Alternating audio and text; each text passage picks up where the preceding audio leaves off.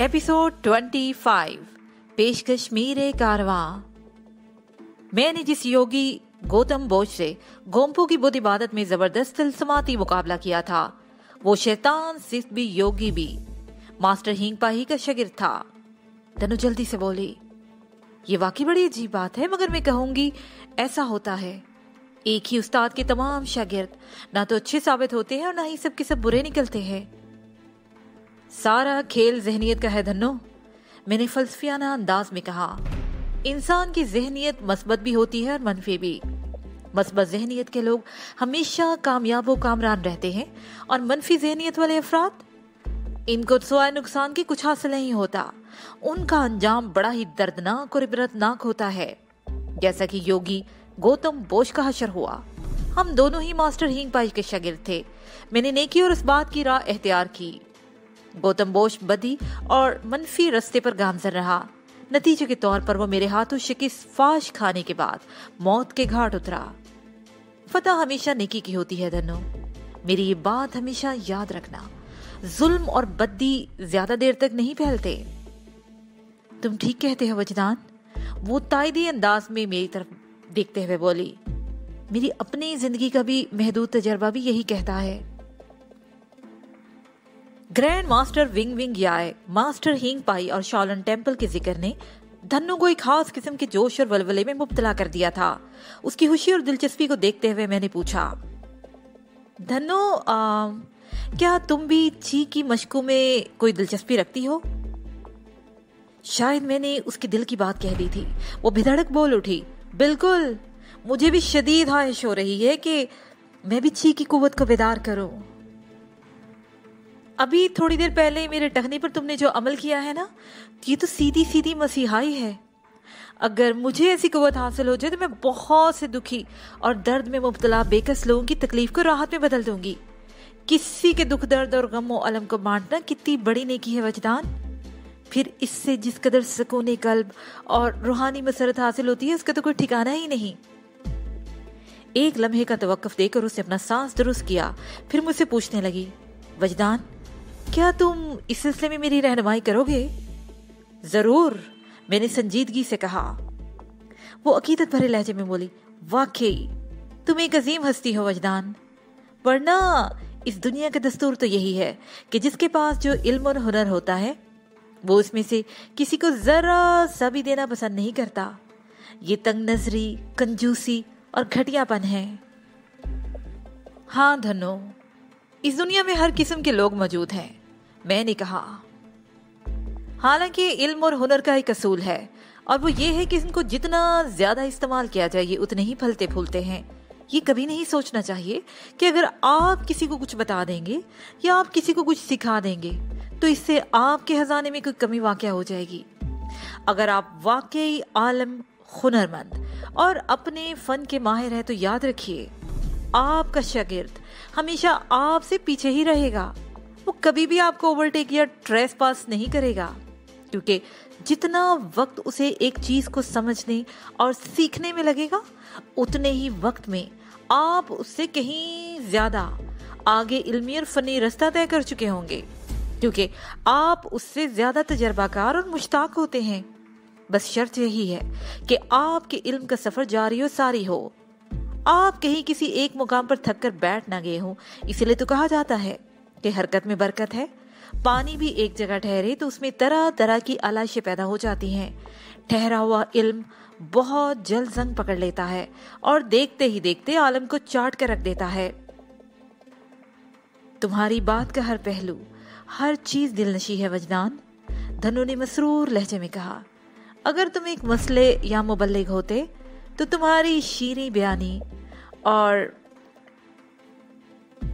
शोला बयानी की आमेज़श से वजूद पाने वाले गुफ्तगू दुनिया का काया पलट के रख देती। तुम्हारी जुबान से निकला हुआ एक एक लफ्ज समाज में शहद घोलता हुआ सीधा दिल में उतर जाता है वजदान। ये तुम्हारे नेक जज्बात है धन्नो, और परहुलूस भी, मैंने आम से लहजे में कहा, वरना मुझ में तो कोई ऐसी बात नहीं है। वो मुदबराना लहजे में बोली, मैं जानती हूँ, हमेशा हाली बर्तन ही खटकता है।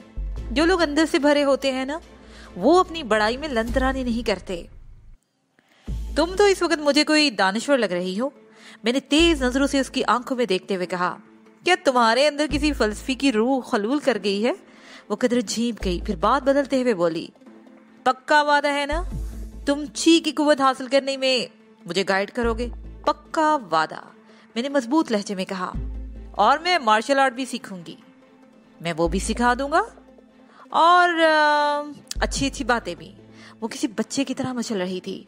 हाँ भाई, सब कुछ सिखा दूंगा, तुम सीखने वाली तो बनो। मैंने कहा, याद रखो, जब तक कोई शख्स सीखने की कोशिश ना करे या सीखना ना चाहे, दुनिया का बड़े से बड़ा उस्ताद भी उसे कुछ नहीं सिखा सकता। शागिर्द की लगन सच्ची और मेहनत पक्की हो तो मंजिल खुद चलकर कदमों के पास आ जाती है। मेरे अंदर बहुत लगन है, वो सीना फुलाते हुए बोली। हाँ, वो तो मुझे नजर आ ही रही है। बेसाख्ता मेरे मुंह से निकल गया। वो झीम कर दूसरी जानब देखने लगी। मैंने उसकी हिफ्फत को कम करने की खातिर कहा, धन्नो, तुम बहुत हौसले वाली लड़की हो। मुझे उम्मीद है तुम्हारी लगन तुम्हें एक दिन किसी नुमाया मकाम तक पहुंचा देगी। मुझे किसी नुमाया मकाम पर फाइज नहीं होना, वो इस्तरारी लहजे में बोली। मेरी दुनिया तुम्हारे कदमों से शुरू होकर तुम्हारे ही कदमों में खत्म हो जाती है। मैं लाजवाब होकर उसका मुंह देखने लगा। धन्नो बड़ी अजीब लड़की थी। वो सिर्फ मेरी कुर्बत और रफाकत की खातिर अपना मुल्क छोड़कर पाकिस्तान चली आई थी। हालांकि वो अगर चाहती तो मैं नेपाली इंस्पेक्टर ब्रेंद्रा से कहकर उसे खटमंडो में कहीं भी सेटल करवा सकता था। फिर जयपुर में भी रूपमती ने कोशिश की थी और वो उसके पास या शोभा के पास रह जाए, मगर धन्नो की सुई बस एक ही जगह अटकी हुई थी। वो मेरे साथ जाएगी, चाहे मैं उसे जहां भी ले जाऊं। नतीजे के तौर पर मैं उसे अपने हमरा पाकिस्तान ले आया था। ये मासूम सूरत, गजाली आंखों वाली गोरी चिट्टी तिब्बती लड़की मेरा पीछा आसानी से छोड़ने वाली नहीं थी। इसके अज़ाय मुझे हाथ से खतरनाक दिखाई दे रहे थे। हालांकि इसने अभी तक ऐसी कोई जुम्बिश नहीं की थी जिससे इसके दिल का हाल और दिमाग का जाल खुल जाता। लेकिन वो क्या कहते हैं कि होनहार बिरवा के चिकने चिकने पात। मैं धन्नो की जानब से हासा मुस्ताद हो गया था। फिर हमारे दरमियान जिंदगी के मुख्तलिफ शोबों के बारे में गुफ्तगू होने लगी। धन्नो ने मुझसे पूछा, वजदान, तुमने बताया है कि जब तुम्हारे वालिदैन ने पाकिस्तान छोड़ा तो तुम सिर्फ 2 माह के थे। तुम्हारे माँ बाप को सिंगापुर में तुम्हारी आंखों के सामने मौत के घाट उतारा गया। अब दुनिया में तुम्हारा कोई रिश्तेदार नहीं, फिर तुम किस गर्ज से पाकिस्तान आए हो? सबसे बड़ी गरज तो वतन की मोहब्बत है, मैंने संजीदगी से कहा। काफी अरसे से मेरा दिल पाकिस्तान देखने को मचल रहा था। एक मर्तबा कोशिश भी की थी, लेकिन हादसाती तौर पर हम राजस्थान के सहरा में पहुंच गए, जिसकी दास्तान मैं तुम्हें सुना चुका हूँ।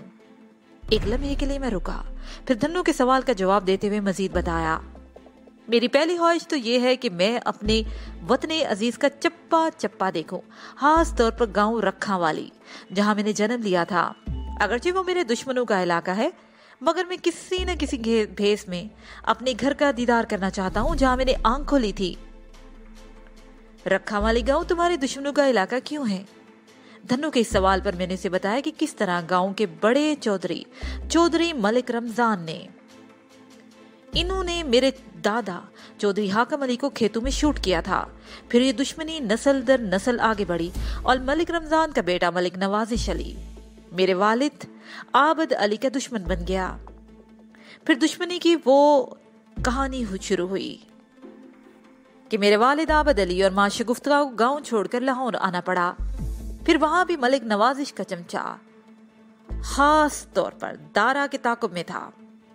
लाहौर से छुपते छुपाते वो दोनों मुझे गोद लेकर पहले कराची पहुंचे और फिर सिंगापुर चले गए। लेकिन मलिक नवाजिश अली के चमचे दारा ने भी वहां उनका पीछा न छोड़ा और एक रात वो उनके खून में हाथ रंगने में कामयाब हो गया।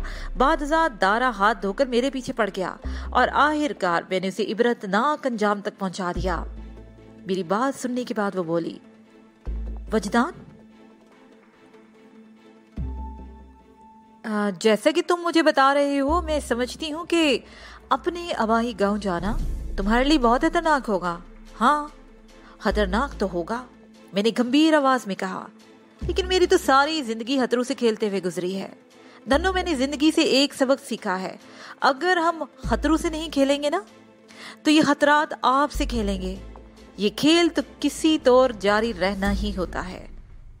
इसलिए मैं बिल्कुल मुतमईन हूँ। वतन की धरती पर कदम रखने के बाद मैं इस कदर होशियार हूँ कि बयान से बाहर है। हालांकि मैं चाहता तो इंडिया से सीधा सिंगापुर चला जाता और वहाँ हमारा एक बहुत बड़ा शोभा जाती स्टोर है जो मैंने बूटा सिंह के सुपुर्द कर रखा है। आबद अली एंड सन सिंगापुर के इलाके में चाइना टाउन का एक मारूफ डिपार्टमेंटल स्टोर है जो सागो स्ट्रीट पर वाक़या है। मगर वतन की मोहब्बत मुझे यहाँ खींच लाई है। क्या तुम्हारा अपने आबाई इलाके तिब्बत की जानिब जाने को दिल नहीं चाहता? बहुत दिल चाहता है। उस जन्नत नज़ीर और हैरत अफरी लहते अर्ज को देखो, वो पुरजोश लहजे में बोली। मैंने तो बस वहां की पुरस्रार और तहय्युर में इस कहानियां ही सुनी है। मैंने कहा, मैंने भी तिब्बत के बारे में बहुत कुछ सुन रखा है धनो। मैं जिंदगी में कम से कम एक मर्तबा जरूर इसरारों की सरजमीन को देखने जाऊंगा। मैं भी तुम्हारे साथ चलूंगी वजनान। वो फिर मचल गई। बशर्ते ये कि उस वक्त तक तुम मेरे साथ रही तो, मैंने कहा। वो फितरते जज्बात से बोली, लाड बुद्धा मुझे जिंदगी भर तुम्हारे साथ रखें। उसका अंदाज दुआया था, गोया वो महात्मा मुझसे दरखास्त कर रही थी कि हमारा साथ जिंदगी भर का हो जाए। उसके दिल की ख्वाहिश बेख्तियार उसकी जुबान से फिसल गई थी। मेरे जहन में खतरे की घंटियां बजने लगी। मैंने मौजू तब्दील करते हुए कहा, इसके अलावा मुझे एक और अहम काम भी निपटाना है। वो सवालिया अंदाज में मुझे देखने लगी। मैंने कहा कि मलिक नवाजिश अली और मेरे वालिद आबद अली की दुश्मनी की एक बुनियादी वजह भारी मालियत का सोना भी थी।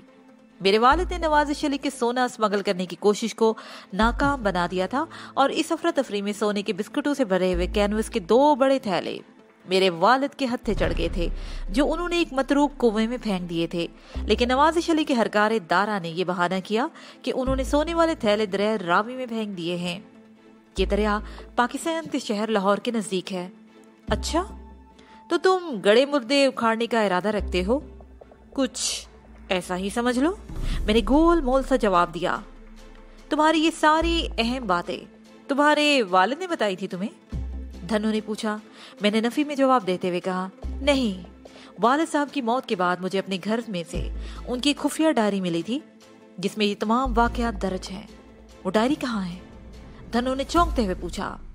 मैंने कहा, लाहौर में मेरे एक मोहसिन के दोस्त के पास वो डायरी महफूज है।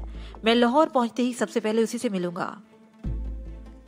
वो तशवीशनाक लहजे में बोली, और अगर वो डायरी या वो तुम्हारे दोस्त मोहसिन अब तक महफूज हुआ तो कुछ नहीं। मैंने बेपरवाही से बोला, मैं सोने के हसूल की खातिर लाहौर नहीं जा रहा। ये तो एक तरह का एडवेंचर है, याद माजी का शख्साना है। वो उस बात में सर हिलाते हुए बोली, हाँ मैं जानती हूँ वजदान, तुम लालची या हवसप्रस्त नहीं हो। बुद्ध नीलकंठ की इबादतगाह में जब नए बुद्ध भिक्षु ने तुम्हें पेशकश की थी कि तुम चाहो तो तहखाने में से कुछ सोना अपने साथ लेकर जा सकते हो, लेकिन तुमने तो साफ इनकार कर दिया था। हाँ मुझे याद है, ऐसा ही हुआ था, मैंने कहा। वो बोली, तुम्हारे इनकार पर नए बुद्ध भिक्षु ने तबसरा करते हुए कहा था कि तुम्हारे बारे में दलाई लामा ने पहले ही पेशनगोई कर दी थी कि तुम उस कदीम बुद्ध इबादतगाह से एक तिनका भी लेकर नहीं जाओगे। मुझे ये बात भी बहुत अच्छी तरह याद थी। बुद्ध नीलकंठ की इबादतगाह का चार्ज संभालने वाले बुद्ध राहब ने दलाई लामा के हवाले से कुछ इसी किस्म का तबसरा किया था। दलाई लामा को बुद्ध मत के पैरोकार अपना रूहानी पेशवा मानते हैं। तिब्बत से जलावतनी के बाद दलाई लामा ने हिंदुस्तान की शुमाली रियासत हिमाचल प्रदेश में पनाह ली थी। धर्मशाला को हिमाचल प्रदेश में सदर मुकाम की हैसियत हासिल है। धनु ने डायरी के बारे में अपनी तशवीश का इजहार किया था। वो एक तरह बिल्कुल ठीक ही सोच रही थी। ऐसा सोचना मुमकिनात में से था। सही सूरत हाल और ताज़ा तरीन हालात का इल्म तो लाहौर पहुंचने के बाद ही हो सकता था। मेरे वालिदैन की बहीमाना मौत के बाद मुझे अपने घर से वो खुफिया डायरी मिली थी। इन दिनों मेरे वालिद सिंगापुर में रहते थे। उसी घर के मेन गेट पर मेरी माँ और बाप को मौत के घाट उतारा गया था। मैं इनकी मौत का मंजर कभी नहीं भूल सकता। बाद अज़ां मैंने अपने माँ बाप के कातलों को एक एक करके ठिकाने लगाया था। मेरे वालिद साहब के एक दोस्त प्रताप सिंह सिंगापुर के इलाके लिटिल इंडिया में रहते थे। चाचा प्रताप ने जब देखा कि मेरे वालिदैन को कत्ल करने के बाद कातिल अब हाथ धोकर मेरे पीछे पड़ गए हैं, तो वो मुझे अपने साथ बैंकॉक यानी थाईलैंड ले आया। मैंने ये सफर सिंगापुर से बैंकॉक तक बरास्ता मलेशिया किया था, लेकिन मेरे दुश्मन मेरा पीछा करते हुए वहां भी पहुंच गए। चाचा प्रताप सिंह ने अपनी जान पर खेल कर मुझे बचाया था और मैं महाराज वांग विंग याय के हाथों में पहुंच गया। सिंगापुर से रवानगी से कबल चाचा प्रताप ने वालिद साहब की खुफिया डायरी अपने एक दोस्त हशोनत सिंह के पास अमानतन रखवा दी थी। हशोनत सिंह अपनी बीवी रजनी और बेटी रमला कुंवर के साथ सिंगापुर में ही रहना चाहता था। एक तवील अरसे के बाद जब मुझे दोबारा सिंगापुर जाने का इत्तेफाक हुआ तो उस वक्त हशोनत सिंह और उसकी बीवी रजनी का इंतकाल हो चुका था। उर्मिला कुंवर की जुबानी मुझे मालूम हुआ कि उसके बापू हशोनत सिंह ने अपनी मौत से कबल लाहौर में मुकीम अपने एक दोस्त को वो डायरी भिजवा दी थी। उर्मिला ने मुझे इस शख्स का पता भी बताया था जो मैंने अपने जहन में महफूज कर लिया था। मेरे और धन्नो के दरमियान काफी देर तक मुख्तलिफ मौज़ूआत पर बातचीत होती रही। एक मौके पर मैंने कहा, धन्नो क्या तुम अपना नाम तब्दील कर सकती हो? क्यों? मेरे नाम में ऐसी क्या खराबी है? मैंने कहा, खराबी तो कोई नहीं है। वो बोली, फिर तुम मुझसे ये सवाल क्यों पूछ रहे हो? बस मुझे तुम पर यह नाम अच्छा नहीं लगता। मैंने कहा। धनु चल नमे गहरी नजर से मुझे देखती रही, फिर बोली, ओ तो ये तुम्हारी ख्वाहिश है कि मैं अपना नाम बदल लूं? मैंने कहा, ऐसा ही समझ लो। तुम्हारी ख्वाहिश की खातिर तो मैं हिमालय से भी टकरा सकती हूँ वजदान। वो बड़े ही जज्बाती लहजे में बोली, एक नाम की क्या हैसियत है? तुमने तो मेरी जिंदगी ही बदल दी, नाम भी बदल डालो। ठीक है, मैं इस बारे में सोचूंगा। मैंने कहा, तुम मेरा क्या नाम रखना चाहते हो? अभी मैंने कोई फैसला नहीं किया।